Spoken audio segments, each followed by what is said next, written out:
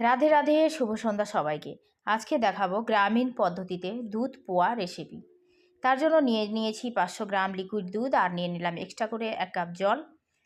জল নেওয়ার কারণটা হচ্ছে এতে আমি শুকনো পাউডার দুধ দিব 2 চামচ। তো উষ্ণ গরম হওয়ার পরেই আমি দুধটা দিয়ে দিব, কারণ বেশি গরম হয়ে দুধ দিলে আবার পাউডার দুধটা ফেটে যেতে পারে। এতে খুব সুন্দর গ্রেভি আসবে। আর এখানে নিয়েছি আমি 5টা পোয়া।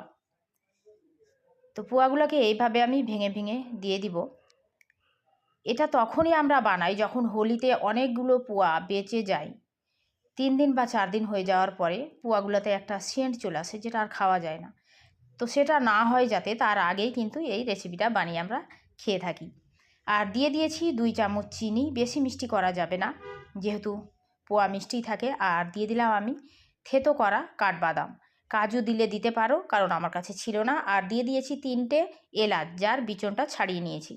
আর সামান্য লবণ দিলাম, যাতে মিষ্টির ক্যাটক্যাটা ভাবটা না থাকে। তো দেখো, তৈরি হয়ে গেল আমার দুধ পোয়া রেসিপি। দেখতে এত সুন্দর, খেতেও অসাধারণ লাগে। অসাধারণ হয়েছে।